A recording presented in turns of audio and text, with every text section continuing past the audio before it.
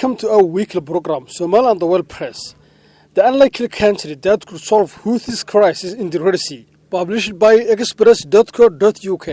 A major opportunity to tackle the Red Sea crisis is to stay in Britain in the face of if it is willing to end 3 years of an unfair diplomatic isolation of a former outpost of the empire. With the UK and USA firing at Houthi targets in Yemen after terrorists have attempted to target shipping through one of the key trade routes in the world, the UK has a major Brexit opportunity to finally embrace an important ally. Former Defence Secretary Sir Gavin Williamson, who has been a close advisor and friend to Rishi Sunak in the past, is leading the push for the UK to formally recognize its former protectorate Somaliland. The country on the Horn of Africa, with a 531-mile coastline, has in effect been independent for 3 years and operating as a stable democracy, but gone unrecognized because of a huge international dispute. Somaliland has gone unrecognized because neighboring Somalia lays claim to it. The lack of formal recognition has persisted,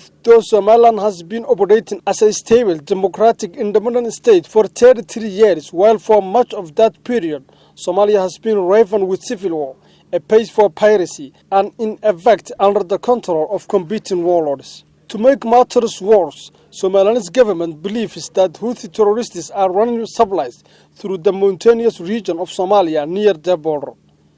Sir Gavin first picked up the issue when he was Defence Secretary and recognized the strategic importance of Somaliland as well as their case for recognition.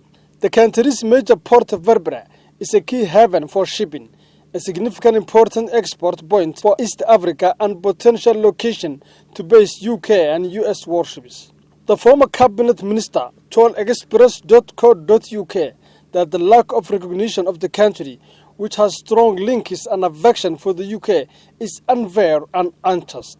But with the military crisis in the Red Sea and a deal struck with Somaliland in a memorandum of understanding by Ethiopia, there are hopes that the UK can act. Ethiopia's recognition of Somaliland came as a result of it needing an ally with a port after it lost its coastline with the independence of Eritrea.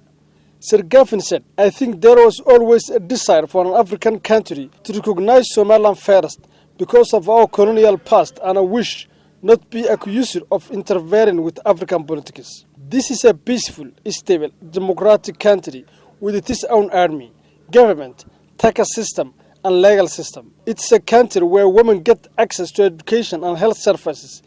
They are literally doing everything we would want, and they want to be our ally. Compare that to Somalia, where the President Hassan Sheikh Mohamud can't even control his capital Mogadishu, let alone the rest of his country. Then we have to ask what we are doing here."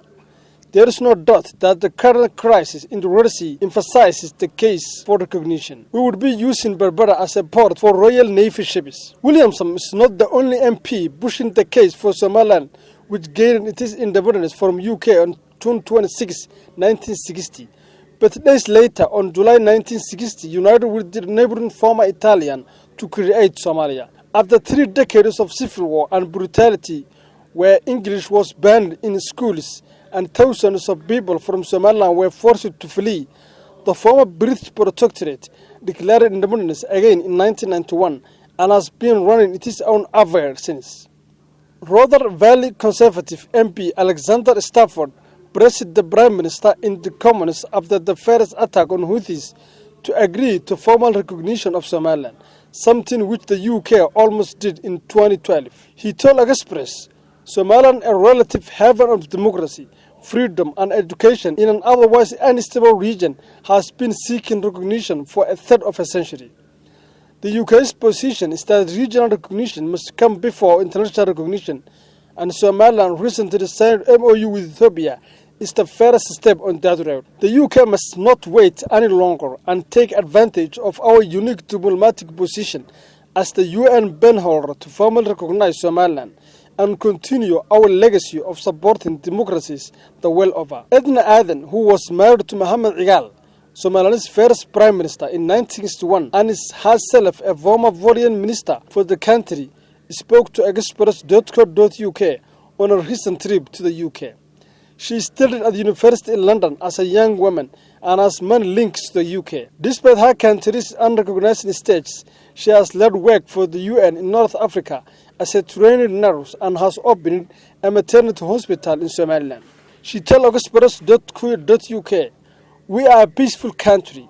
If you travel anywhere in Somaliland, you can walk down the street in complete safety. The supplies going through to Ethiopia have not been looted or stolen. Our borders were agreed to long ago by the British and are established on maps.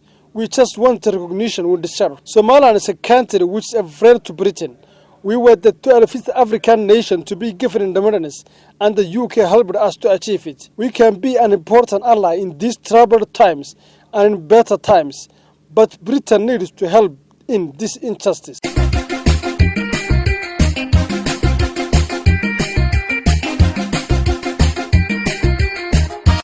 And dear listeners, that's the end of our weekly program, Somaliland the World Press. Till we meet next time for the same program. Have a nice time.